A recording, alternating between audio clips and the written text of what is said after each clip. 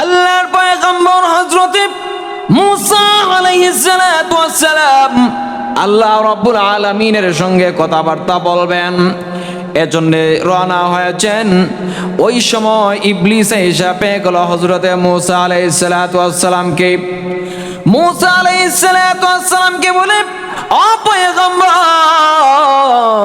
আপনি তো মহান রব্বে কারিমের কাছে যাবেন কথাবার্তা বলবার জন্য, আপনি তো শুধুমাত্র আপনার সুবিধা নিয়ে কথাবার্তা বলেন, আমার সুবিধা নিয়ে কি আপনি একটিবার কথাবার্তা বলতে পারেন না বা বলবেন না? মুসা আলাইহিস সালাতু ওয়াস সালাম বলেন, রে ইবলিস, তুমি শুনে রাখো, আল্লাহ পাক রব্বুল আলামিন তোমাকে লানত দিয়ে পৃথিবীতে পাঠিয়েছেন, কিন্তু তুমি তো ভালো কাজ করো না, শুধু অন্যায় করো, অপরাধ করো, মাফের জন্য কোনো পন্থা অবলম্বন করো না। ওই সময় ইবলিস ডাক দিয়ে বলে, ও পয়গম্বর শুনে রাখেন, আল্লাহ পাক রব্বুল আলামিনের সঙ্গে যখন আপনি কথাবার্তা বলতে যাবেন, অনুগ্রহ করে আমার জন্য আল্লাহ রব্বুল আলামিনের সঙ্গে কিছু কথাবার্তা বলবেন যেন আল্লাহ তাআলা আমাকে মাফ করেন।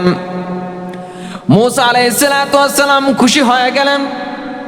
ইবলিস যদি ভালো হয়ে যেতে চায় তাহলে মানব জাতি দুনিয়াতে ভালো হয়ে যাবে, অন্যায় করবার কোনো সুযোগ পাবে না, ধোঁকাও দিবে না। আল্লাহ রাব্বুল আলামিনের সঙ্গে কথাবার্তা বলছেন। শেষবারে এসে আল্লাহ রাব্বুল আলামিনকে বলেন, ও তুমি রব্বে কারিম, ইবলিস আমাকে বলেছে তার জন্য কোনো মাফের ব্যবস্থা আছে কিনা?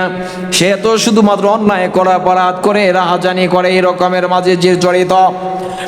আল্লাহ রাব্বুল আলামিন বলেন, ও পয়গম্বর আমার, ইবলিস কি আপনাকে বলেছে?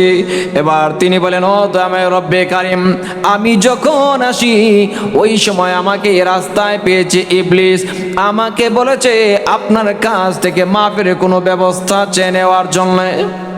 আল্লাহ রাব্বুল আলামিন বলেন, পয়গম্বর, ইবলিস তো ইবলিসই, ইবলিসের কাজ হয়েছে ধোঁকা দেওয়া, এটা আপনাকে ধোঁকা দিয়েছে, অবশ্যই সে তার অন্তর দিয়ে বলেনি। পয়গম্বর মুসা আলাইহিস সালাতু ওয়াস সালাম বলেন, ও তুমি রব্বে কারিম, শয়তান যেহেতু আমাকে বলে দিয়েছে, দয়া করে একটা ব্যবস্থা করে দেন। আপনি যদি একটা ব্যবস্থা করে দেন, হয়তো সে একদম ভালো হয়ে যেতে পারে, খাঁটি হয়ে যেতে পারে, অন্যায় থেকে সে বেঁচে যেতে পারে, বেয়াদবি থেকে সে বেঁচে যেতে পারে। আল্লাহ রাব্বুল আলামিন বলে, ও পয়গম্বর আমার, আমি আপনাকে জানিয়ে দেই, যে ইবলিসকে আদম আলাইহিস সালাতু ওয়াস সালামকে সিজদা না করবার কারণে, যুক্তি দেওয়ার কারণে জান্নাত থেকে বের করে দিয়েছিলাম, লানত প্রাপ্ত করেছিলাম, আমি অভিশাপ করেছিলাম, আপনি তাকে বলে দেন সে যেন হযরতে আদম আলাইহিস সালাতু ওয়াস সালামের কবরের সামনে যায় একটা সিজদা দেয়। মুসা আলাইহিস সালাতু ওয়াস সালাম বলেন, ও আমার রব্বে কারিম, এত সহজ একটা বিষয়, এটা তো ইবলিস একদম সহজেই মেনে নেবে, এটা তো কোনোদিন তার জন্য কষ্টকর হবে না। আল্লাহ রাব্বুল আলামিন বলেন, পয়গম্বর আমার, আপনি যান, কোনো সমস্যা নেই, আপনি যান। আমার মুসলমান ভাইরা, রাস্তা দিয়ে আসার সময় ইবলিসকে ওই জায়গায় দাঁড়ানো পেলেন। ইবলিস ডাক দিয়ে বলে, ও পয়গম্বর মুসা আলাইহিস সালাতু ওয়াস সালাম, আপনি যখন রব্বে কারিমের দরবারে যান, আমি বলেছিলাম আপনি যেন আমার মাফের একটা ব্যবস্থা করে নিয়ে আসেন, আপনি কি করেছেন? আপনি কি সেই ব্যবস্থাটা করেছেন? ওই সময় পয়গম্বর বলেন, ইবলিস তুমি শুনে রাখো, যত অন্যায় করেছো, যত পাপ করেছো, আল্লাহ রাব্বুল আলামিনকে আমি বলেছি, আল্লাহ রাব্বুল আলামিন তোমার জন্য মাফের ব্যবস্থা করে দিয়েছেন। ওই সময় ইবলিস ডাক দিয়ে বলে, ও পয়গম্বর, এমন কি ব্যবস্থা করেছেন আপনি আমার জন্য ব্যবস্থা করে নিয়েছেন? ওই সময় পয়গম্বর বলেন, আল্লাহ রাব্বুল আলামিন আমাকে বলেছেন, তুমি যদি আদম আলাইহিস সালাতু ওয়াস সালামের কবরের সামনে গিয়া ভালো করে সুন্দর করে একটা সিজদা দিতে পারো, আল্লাহ রাব্বুল আলামিন তোমাকে সব কিছু মাফ করে দিবে। ওই সময় ইবলিস ডাক দেওয়ালা, পয়গম্বর জীবিত থাকা অবস্থা যাকে সেজদা করি নাই, তাকে কবরে কি আমি সেজদা করতে পারি? এটা আমার দ্বারা সম্ভব। এটাই হয়েছে শয়তানের কাজ, ইবলিসের কাজ। সে কোনোদিন ভালো কাজ করবে না। আমার মুসলমান ভাইরা, এর জন্যই বলেছিলাম মানুষ যদি ভালো কাজ করে ফেরেশতার চেয়ে উত্তম হয়ে যায়, কিন্তু খারাপ কাজ যদি করে তাহলে একদম চতুষ্পদ যন্ত্র রয়েছে নিকৃষ্ট হয়ে যায়। ভাইরা আমার, লক্ষ্য করে দেখুন, আল্লাহ রাব্বুল আলামিন দুনিয়ার মধ্যে আমাদেরকে পাঠিয়েছেন, মানব জাতিকে মহান রব্বে কারিম পাঠিয়েছেন। আল্লাহ রাব্বুল আলামিন সৃষ্টি করেছেন ইবাদত করবার জন্য। আল্লাহ রাব্বুল আলামিন আমাদেরকে পাঠিয়েছেন ভালো কাজ করবার জন্য। ভালো কাজ করলে পরে আল্লাহ রাব্বুল আলামিন আমাদেরকে জান্নাত দিবেন, জান্নাতের মেহমান বানাবেন। কিন্তু বাইরে আমার লক্ষ্য করে দেখুন, যদি অন্যায় করে অপরাধ করি তাহলে কিন্তু আল্লাহ পাক রব্বুল আলামিন আমাদেরকে জাহান্নামের আগুন দিয়ে জ্বালাবেন। আল্লাহ রাব্বুল আলামিন নিজেই তো বলেন, ওয়া ইন্নাল ফুজ্জারা লাফি জাহিম।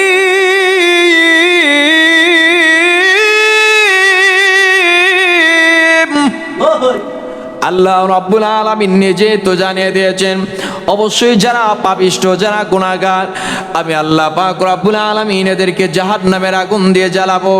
আমি আল্লাহ পাক রব্বুল আলামিন এদেরকে জাহান্নামের আগুন দিয়ে পোড়াবো। আমার মুসলমান ভাইরা, রব্বে কারিম কিন্তু এভাবে আমাদেরকে জানিয়ে দিয়েছেন, অন্যায় করে যদি আমরা, অপরাধ যদি আমরা করি তাহলে আল্লাহ রাব্বুল আলামিন আমাদেরকে জাহান্নামের আগুন দিয়ে জ্বালাবেন, জাহান্নামের আগুন দিয়ে পোড়াবেন। এজন্য মুসলমান ভাইরা আমার, জাহান্নামের আগুনে কিন্তু আমরা কেউ জ্বলতে চাই না।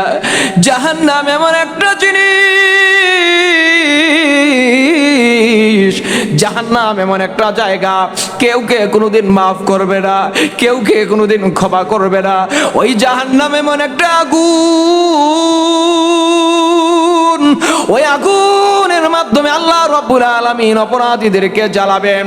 ওই আল্লাহ রাব্বুল আলামিন কিন্তু কেউ কে মাফ করবেন না, কারোর জন্য সেই দিন মাফের কোনো ব্যবস্থা থাকবে না, শুধুমাত্র আগুন দিয়ে পোড়াতে হবে। কে ওই জায়গার মধ্যে থাকবে, কে রাজা, কে বাদশা, কে প্রজা, কেউ চিনবে না, কেউ কে কোনো মূল্যায়ন করা হবে না। জাহান্নামী যারাদেরকে জাহান্নামে পোড়ানো হবে, জ্বালিয়ে ছারখার করে দেওয়া হবে, পুড়ে ছাই করে দেওয়া হবে। মুক্তির কোনো ব্যবস্থা থাকবে না। মুক্তি যদি পেতে হয় দুনিয়াতে একদম মুক্তির ব্যবস্থাটা গ্রহণ করে নিতে হবে। এর জন্য বাইরে আমার লক্ষ্য করে দেখুন, আল্লাহ রাব্বুল আলামিন বলেন, লা তাকনাতু মির রাহমাতিল্লাহ। তোমরা যদি অন্যায় করো, অপরাধ করো, তাহলে আমি আল্লাহ রাব্বুল আলামিনের রহমত থেকে নৈরাশ হয় না। আমি আল্লাহ পাক রব্বুল আলামিনের কাছে এই আশাটি রাখো, আমি আল্লাহ তোমাদেরকে মাফ করব। ইন্নাল্লাহা ইয়াগফিরুয যুনুবা জামিআ। আমি আল্লাহ পাক রব্বুল আলামিন তোমাদের জিন্দেগির গুনাহগুলোকে মাফ করে দেব। ভাইরা আমার, লক্ষ্য করে দেখুন, সাহাবায়ে কেরামদের ঘটনার দিকে যদি আমরা যাই, অনেক অপরাধ তারা করেছেন, অন্যায় করেছেন, কিন্তু আল্লাহ পাক রব্বুল আলামিনের কাছে মাফ চেয়েছেন। আল্লাহ রব্বুল আলামিন তাদেরকে মাফ করেছেন। আল্লাহ রব্বুল আলামিন তাদেরকে পবিত্র করেছেন। কিভাবে পবিত্র করেছেন? আমার মুসলমান ভাইরা, আল্লাহর নবী, বিশ্ব নবী রাহমাতুল লিল আলামিন বসে আছেন। এমন সময় জিবরাইল আলাইহিস সালাতু ওয়াস সালাম এসে বলেন, আসসালাতু ওয়াসসালামু আলাইকা ইয়া রাসূলুল্লাহ, ইয়া হাবিবাল্লাহ। ওগো নবীজি, আল্লাহ পাক রব্বুল আলামিন আমাকে পাঠিয়েছেন আপনাকে এই জিনিসটি জানায় দেওয়ার জন্য। ইয়া রাসূলুল্লাহ, ইয়া হাবিবাল্লাহ, ওগো নবীজি, আগামী কাল আপনার দরবারে একজন লোক আসবে, বেঈমান বেদিন লোকটা, যার নাম হয়েছে কোন বর্ণনায় আছে দাহিয়াতুল কালবি, আবার কোথাও কোথাও অন্য কার নাম আছে দাহিয়াতুল কালবির কথা নাই। আমার মুসলমান ভাইরা, জিবরাইল আলাইহিস সালাতু ওয়াস সালাম বলেন, ইয়া রাসূলুল্লাহ, ইয়া হাবিবাল্লাহ, ওগো নবীজি, যে দাহিয়াতুল কালবি আপনার দরবারে আসবে, আপনার দরবারে আসার পরে আপনি যেন তাকে ভালো করে সম্মান করেন, উপযুক্ত সম্মান যেন তাকে দেন। কেউ যেন তার সঙ্গে খারাপ আচরণ না করে, কেউ যেন তার সঙ্গে মন্দ কোনো আচরণ না করে। আমার মুসলমান ভাইরা, এভাবে জিবরাইল আলাইহিস সালাতু ওয়াস সালাম যখন জানায় দিলেন, পরের দিন দেখা যায় ঠিকই কয়েকজন সাহাবী বসা, এমন সময় দাহিয়াতুল কলবি চলে আসলেন আল্লাহর নবীজির দরবারে। আল্লাহর নবী, বিশ্ব নবী রাহমাতুল লিল আলামিন, নিজের যে নবতী চাদরটি আছে এটা জমিনের মধ্যে একদম এইভাবে বিছায় দিলেন। আমার মুসলমান ভাইরা, ওই সময় দাহিয়াতুল কলবি বলেন, ইয়া রাসূলুল্লাহ, ইয়া হাবিবাল্লাহ, ওগো নবীজি, আপনি যে রুমালখানা বিছায় দিলেন ওই রুমালের উপর বসার উপযুক্ত আমি না, ওই রুমালের উপর আমি বসতে পারবো না। আমি হলাম না খানদান, আমি হলাম অযোগ্য, আমি হলাম সবচেয়ে বড় নির্বুধ, সবচেয়ে বড় অসম্মানিত, আমি এটাতে বসতে পারি না। আল্লাহর নবী বিশ্ব নবী রাহমাতুল লিল আলামিন বলেন, রে দাহিয়া, আমি তোমাকে বলেছি বসার জন্য, তুমি জায়গা বসে যাও। আমার কথা যদি তুমি পালন করো তাহলে এটা সম্মান প্রদর্শন হবে। ওই সময় দাহিয়াতুল কলবি রুমালটি হাতের মধ্যে নিয়ে বুকের মধ্যে এইভাবে জড়ায় ধরলেন, মুখের মধ্যে নিয়ে চুমু খান, আর চোখ দিয়ে জোর জোর করে পানি পড়ে। আর তিনি বলেন, ইয়া রাসূলুল্লাহ, ইয়া হাবিবাল্লাহ, ওগো নবীজি, আপনি আমাকে যথেষ্ট সম্মান করেছেন, আমাকে ইজ্জত দিয়েছেন, কিন্তু আমি রুমালের উপর বসতে পারবো না, ওই রুমালে বসার উপযুক্ত নয়। ইয়া রাসূলুল্লাহ, ইয়া হাবিবাল্লাহ, ওগো নবীজি, আপনার দুইটা হাত বাড়ায় দেন, আমি আপনার হাত ধরে কালিমা পড়ে মুসলমান হতে চাই। আমার মুসলমান ভাইরা, বিশ্ব নবী রাহমাতুল লিল আলামিন খুশি হয়ে গেলেন। উপস্থিত যে সমস্ত সাহাবী ছিলেন তারা পর্যন্ত খুশি হয়ে গেলেন।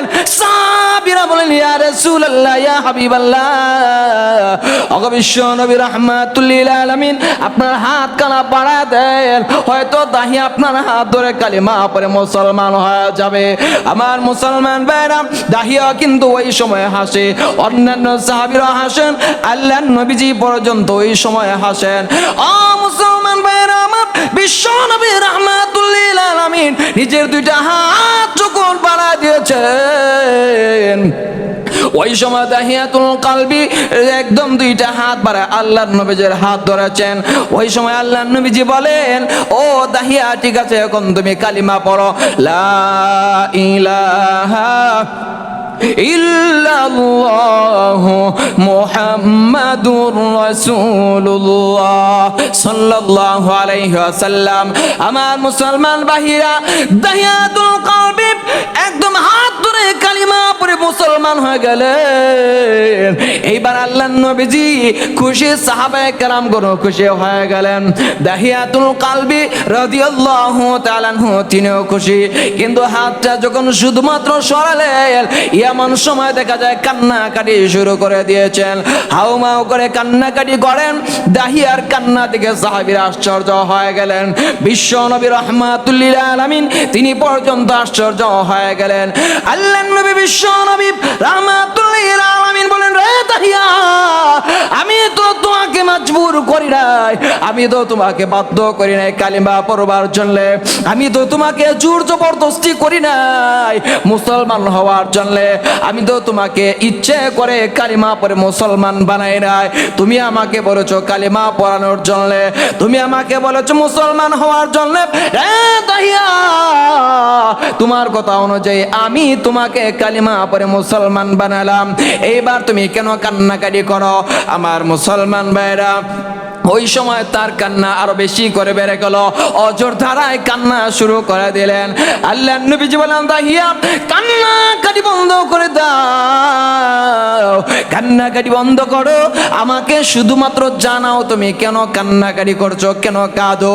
ওই সময় দাহিয়া বলেন, ইয়া রাসূলুল্লাহ, ইয়া হাবিবাল্লাহ, ওগো নবীজি, আমি যে কান্নাকাটি করেছি এর পিছনে কিন্তু অনেক বড় একটা ঘটনা আছে, এর পিছনে অনেক বড় একটা কারণ রয়েছে। এমনিতে আমি কান্নাকাটি করি না, এমনিতে আমি কাঁদি নাই, কান্নার কিন্তু অনেক বড় একটা ঘটনা আছে। ওই সময় বিশ্ব নবী রাহমাতুল লিল আলামিন বলেন, ঠিক আছে রে দাহিয়া, তোমার সেই কান্নার কারণটা কি তুমি আমাকে বলো, আমি দেখি সেটা পরিশোধ করতে পারি কিনা, আমি সেটাকে একদম ঠিকঠাক করতে পারি কিনা, এর সমাধান করতে পারি কিনা। ও মুসলমান ভাইরা আমার, দাহিয়া তখন চোখের পানি ছেড়ে দেয়া বলেন, ইয়া রাসূলুল্লাহ, ইয়া হাবিবাল্লাহ, ও নবীজি, আপনি তো ভালো করে জানেন আমি কিন্তু জাহিলিয়াতের যুগের একজন মানুষ। জাহিলিয়াতের অবস্থা পশুর চেয়ে মানুষের একদম নিকৃষ্ট। আল্লাহর নবীজি বলেন, রে দাহিয়া, আমি তো ভালো করে জানি তুমি একদম জাহিলিয়াতের সময়কার মানুষ, কিন্তু ঘটনাকে সেটা আমাকে বলো। ওই সময় তিনি বলেন, ইয়া রাসূলুল্লাহ, ইয়া হাবিবাল্লাহ, ওগো নবীজি, আমার বাড়ি থেকে আমি বিদায় নেব, আমি অনেক দূরে যাব, আরেকটা দেশে যাব ব্যবসার জন্যে, ব্যবসায়িক উদ্দেশ্যে আমি যাব অন্য জায়গায়। হতে পারে 4 থেকে 5 বছরও লেগে যেতে পারে, 10 বছরও লাগতে পারে। আমি বিদায় নেব। যাওয়ার সময় আমার স্ত্রীকে বললাম, ও প্রিয়তমা, তুমি কিন্তু একজন গর্ভবতী, প্রেগন্যান্সি, তোমার গর্ভে একটা বাচ্চা আছে। ও প্রিয়তমা, তুমি শুনে রাখো, আমি ব্যবসার জন্য বাহিরে যাচ্ছি, তোমার গর্ভে থেকে যদি সন্তান প্রসব হয়, ওই সন্তানটি যদি ছেলে হয় তাহলে তাকে তুমি জীবিত রাখবা, আর যদি মেয়ে হয় তাহলে তাকে জীবিত সাথে সাথে গলা টিপে হত্যা করবা। নাউজুবিল্লাহ। ইয়া রাসূলুল্লাহ, ইয়া হাবিবাল্লাহ, বিশ্বনবী রাহমাতুল লিল আলামিন, আমি যখন প্রবাসে চলে গেলাম, আমার স্ত্রীর গর্ভ থেকে একটা বাচ্চা জন্মগ্রহণ করলো। আমার বাচ্চাটি ছেলে ছিল না, আমার বাচ্চাটা ছিল একজন মেয়ে সন্তান, কিন্তু আমি জানি না। ইয়া রাসূলুল্লাহ, ইয়া হাবিবাল্লাহ, দুনিয়ার মায়েরা কিন্তু অনেক আদর প্রিয় হয়। আমি যে আমার স্ত্রীকে বলেছিলাম সন্তানটিকে মেরে ফেলার জন্য, একজন মা কিন্তু তার সন্তানটাকে মারতে পারে না। মা কিভাবে মারবে? মা তো বরদাস্ত করতে পারে না।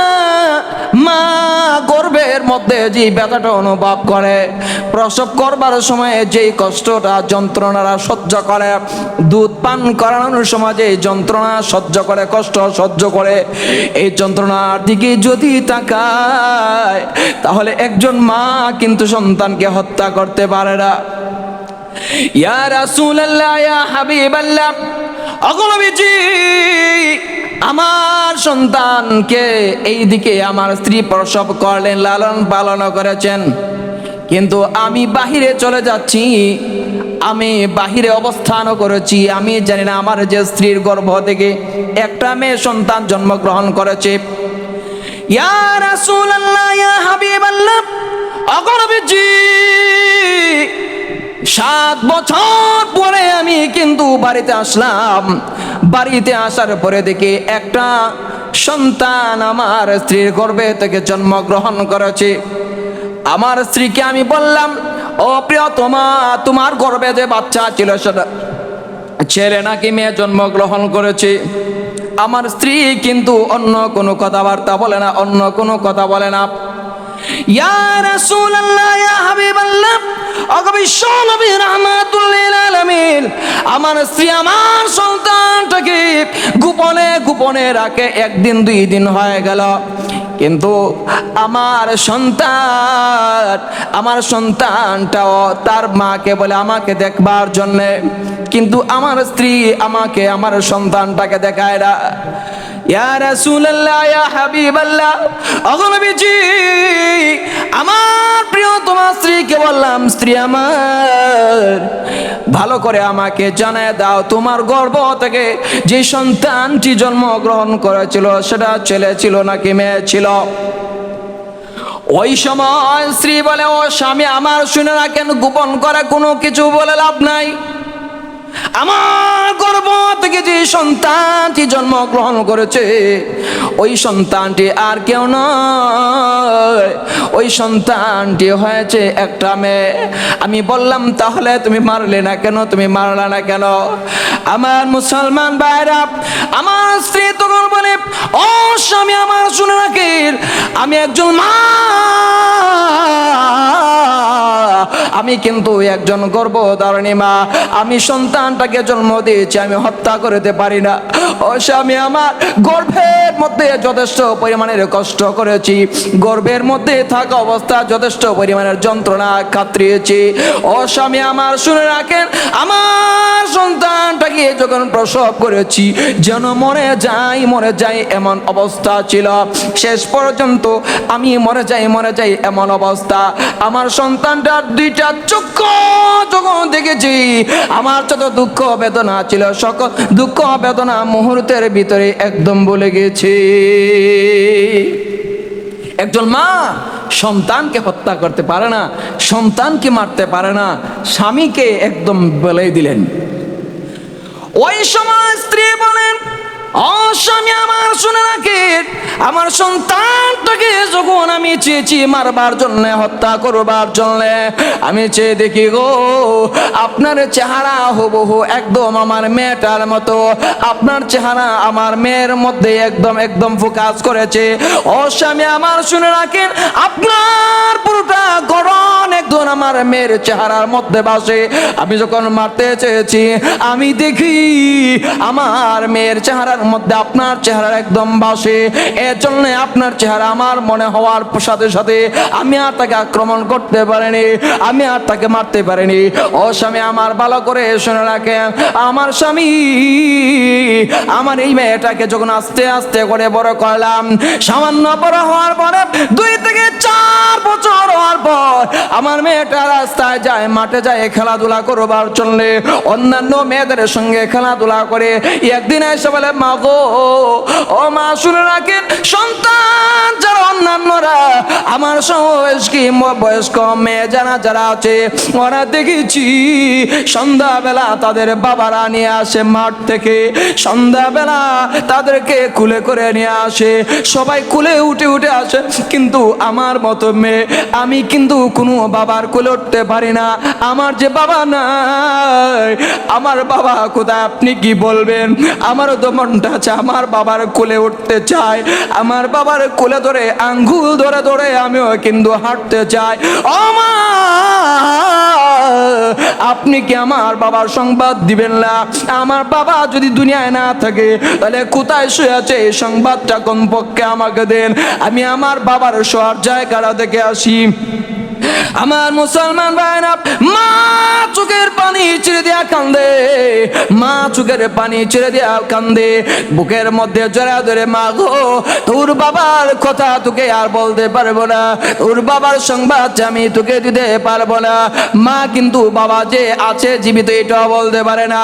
আমার মুসলমান ভাইরা, 2 দিন 4 দিন পর ওইভাবে কিন্তু মেয়েটা ঈশা মাকে বলে, ও মা, আপনি কি আমার বাবার সংবাদটা দিবেন না? আপনি কি আমার বাবা কোথায় আছেন এটা বলবেন না? আমি আমার বাবার চেহারাটা একটা নজরের জন্য দেখতে চাই, একটা বারের জন্য আমার বাবার কোলে উঠতে চাই। ও মা, আপনি আমার বাবার সংবাদটা দেন। ওই সময় তিনি বলেন, মা গো, তোমার বাবা কিছুদিন পরে আসবে, তুমি তোমার বাবার কোলে উঠবা। আমার মুসলমান ভাইরা, এভাবে কিন্তু মা তার সন্তানকে প্রবুদ্ধ সান্ত্বনা দেন। কিন্তু হঠাৎ করে যখন চলে আসলেন, ওই সময় স্বামীর চেহারা মুবারক দেখার সাথে সাথে মনে মনে ভাবলেন, আমার সন্তানটা বড় হয়ে গেছে, হয়তো আমার সন্তানটাকে মেরে ফেলবে, আমার সন্তানটা হয়তো দুনিয়া থেকে বিদায় হয়ে যাবে, আমার সন্তানটি হয়তো আজকের জিন্দগিতেই একদম বিদায় হয়ে যাবে। আমার মুসলমান ভাইরা, মা তখন স্বামীকে বলেন, ও স্বামী আমার, এই যে আপনার সন্তান, আপনার সন্তানটাকে একটাবারের জন্য দেখেন। সন্তানটাকে সামনে নিয়ে আসার সাথে সাথে সন্তানটি বাবার কোলে উঠে এইভাবে যখন বুকের মধ্যে জড়া ধরেছে, বাবাকে বলে, আপনার আব্বু, আপনি কোথায় ছিলেন? আমি তো জন্মের পরে আপনাকে দেখি নাই। ও আব্বা, আমি জন্মের পরে আপনাকে দেখিনি। আমি বড় হয়েছি মাঠের মধ্যে অন্যান্য শিশুদের সঙ্গে খেলাধুলা করে, কিন্তু আব্বু বিকাল বেলা দেখি সন্তানেরা, অন্যান্য মেয়েরা বলে আমার আব্বু আসছেন আমাকে নেওয়ার জন্য। সব গোটা মেয়েরা দেখি তাদের বাবার কোলের মধ্যে উঠে, কিন্তু আমি হতভাগা মেয়ে, আমার কিন্তু বাবাকে আর খুঁজে পাই না। আমি বাবার কোলে উঠতে পর্যন্ত পারি না। ও প্রাণের আব্বু, এখন আমি আপনাকে পেয়েছি, চলেন না মাঠে খেলাধুলা করতে যাই। আমি আপনার আঙ্গুল ধরে ধরে মাঠের মধ্যে হেসে করে ঘুরতে চাই। আমার মুসলমান ভাইরা, সন্তানটি যখন এইভাবে বলেছে, বাবার এর বড় ভিতরটা গলে না, কলিজায়ের বড় সামান্যতম নরম হলো না। সামান্য কয়েকদিন এইভাবে লালন পালন করেছে, কয়েকদিন এইভাবে আদর যত্ন করেছে। আমার মুসলমান ভাইরা, এভাবে কিন্তু আদর যত্ন করার পর সন্তানটাকে একদম কাছে কাছে রেখে এরপরে বলে, তাকে তো আর লালন পালন করা যাবে না। রাস্তা যখন বের হয় মানুষেরা বলে, কিনে দাহিয়া, তোমার শুনেছি একটা মেয়ে সন্তান জন্মগ্রহণ করেছে, তাকে তোমার স্ত্রী মারলো না কেন? 7 থেকে 8 বছর হয়ে যাচ্ছে, তাকে কেন মারে না? আমার মুসলমান ভাইরা, রাস্তা দিয়ে যখন বের হয় এমন সময় সবাই যখন তিরস্কার করতে থাকে, তিনি তখন বাধ্য হলেন তাকে মারবার জন্য। এইবার তিনি রাজি হয়ে গেলেন, রেডি হয়ে গেলেন মারবার জন্য। স্ত্রীকে এসে বলেন, ও প্রিয়, তোমার শুনে রাখো, আমার মেয়েটি দেখি খুবই সুন্দর, গুল একদম চেহারা, চোখটা বড় বড় আছে, একদম ফর্সা রং আছে, খুব সুন্দর লাগে, মায়াবতী। মেয়েটাকে সাজায় দাও, আমি তার নানা বাড়িতে যাব, তার নানা বাড়িতে বেড়াতে যাব। অনেক দিন হয়ে গেছে যাই না। আমার মুসলমান ভাইরা, পরমা স্ত্রী তখন মনে মনে ভাবলেন, পরমা স্ত্রী তখন মনে মনে ভাবলেন, আমার স্বামী দেখা যায় ভালো হয়ে গেছেন, আমার সন্তানটাকে আদর করে আমার বাবার বাড়িতে যাবে, হয়তো ভালো কাজের ভালোর জন্যই যাবে, আমার মেয়েটাকে নিয়ে হয়তো যাবে। আমার মুসলমান ভাইরা, মেয়েটাকে সুন্দর করে সাজানোর জন্য বলেন। একটু পরে পরে মেয়েটা চলে আসে, ও আব্বু, ও প্রাণের আব্বু, আপনি কি নানা বাড়িতে যাবেন না? আপনি কি নানা বাড়িতে যাবেন না? কখন যাবেন? মেয়ে সন্তানের স্বভাবটা হলো সব সময় মা এবং বাবার একদম পাশাপাশি থাকে। ছেলে সন্তান অনেক সময় দূরে চলে যায়, মাঠে ঘুরতে যায়, কিন্তু মেয়ে সন্তানদের স্বভাব হলো একদম মা এবং বাবার কাছাকাছি থাকে, মা থেকে দূরে যায় না, বাবা থেকে দূরে যায় না। এভাবেই কিন্তু মেয়েটা সভ্য হয়ে বড় হয়, মেয়েটা এইভাবেই কিন্তু আদরের হয়ে বড় হয়। ও মুসলমান ভাইরা, সন্তানদের ক্ষেত্রে কিন্তু কন্যা সন্তানদেরকে বেশি করে মহব্বত করতে হয়, কন্যা সন্তানদেরকে বেশি করে আদর যত্ন করতে হয়। আমার মুসলমান ভাইরা, মেয়েটা একটু বড় বড় কিন্তু এসে বলে, ও আব্বু, আপনি না বলেছিলেন নানা বাড়িতে যাবেন, কিন্তু যান না কেন?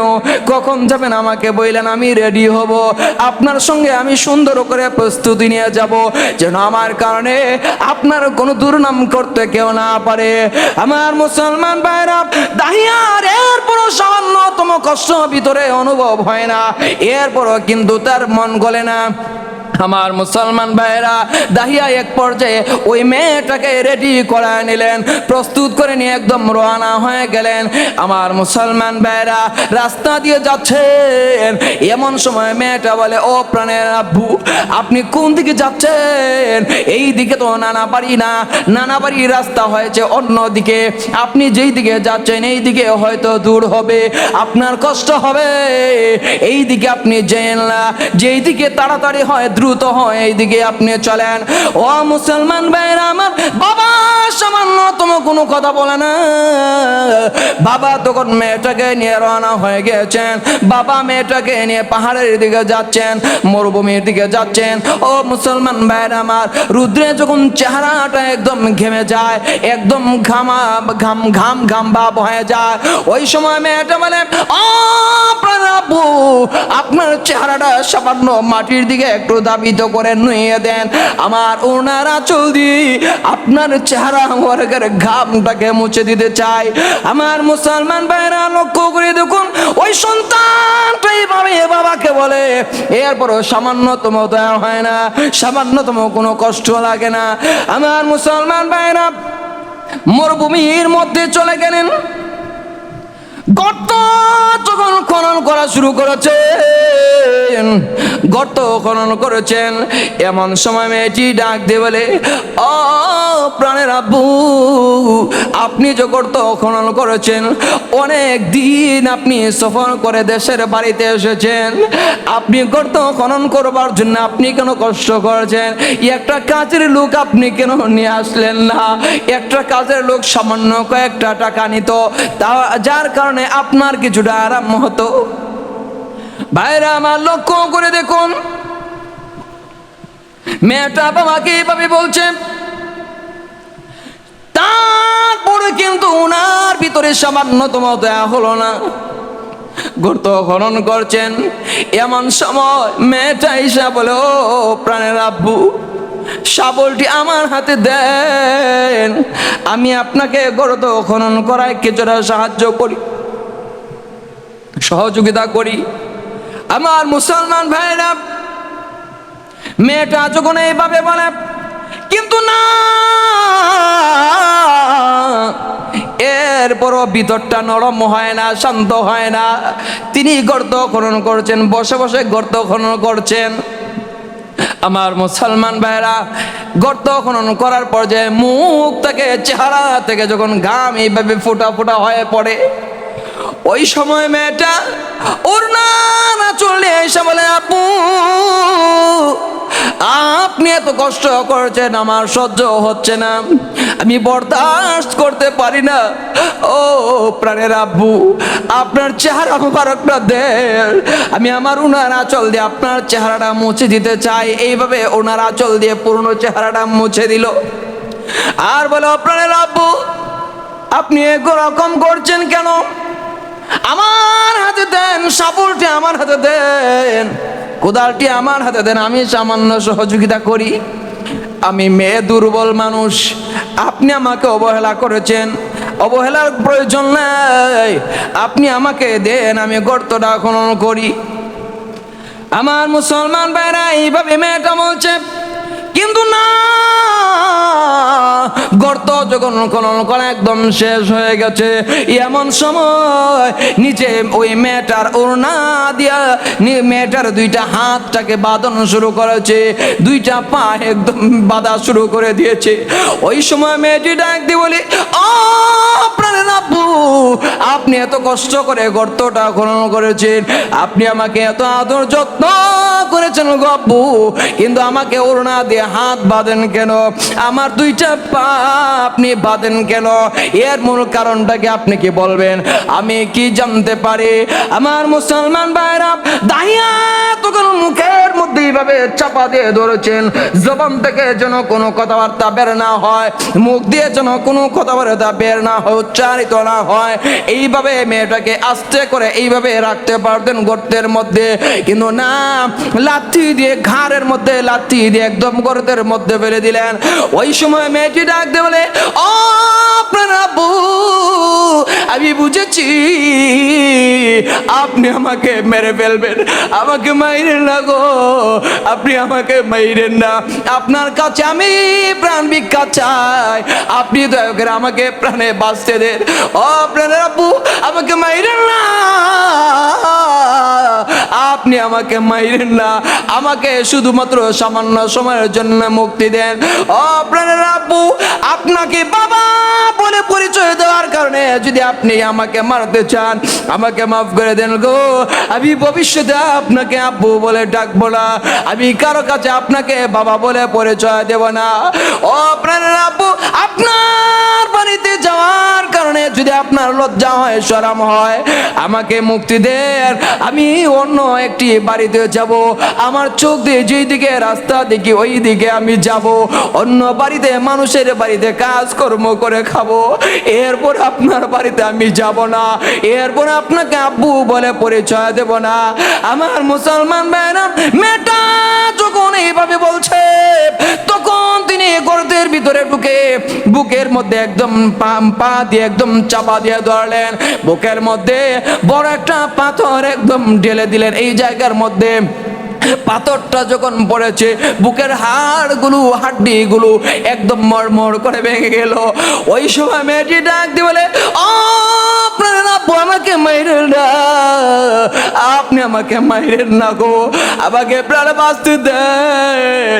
কিন্তু গো আব্বু বুঝেছি আমার হাড্ডিগুলো যখন ভেঙে গেছে আমি বুঝতে পেরেছি আমি আর দুনিয়াতে বাঁচতে পারবো না, আমি আর দুনিয়াতে থাকতে পারবো না। ও আপনার আব্বু আপনি তো ঘরের ভিতরে যাবেন, আপনার হাতের মধ্যে রক্ত লাগানো থাকবে, আপনার জামা কাপড়ের মাঝে রক্ত মাখানো থাকবে। আমার পরম মা, আমার মমতাময়ী মা আপনাকে দেখবে, আপনার শরীরের মধ্যে আমার রক্ত লাগানো, আপনার হাতের মধ্যে আমার রক্ত লাগানো। আমার মা পাগল হয়ে যাবে, আমার মা পাগল নির্বেশ হয়ে যাবে। ও আব্বু আমাকে আপনি যে মেরেছে আমার মাকে বইলেন না, আমার মা যখন পাগলের মতো আপনার কাছে এসে কান্নাকারি শুরু করে দিবে, আপনি আমার মাকেও মাইরেন না, আমার মাকে থাপ্পড় দিয়ে না মারপিট কইরেন না। ও আপনার আব্বু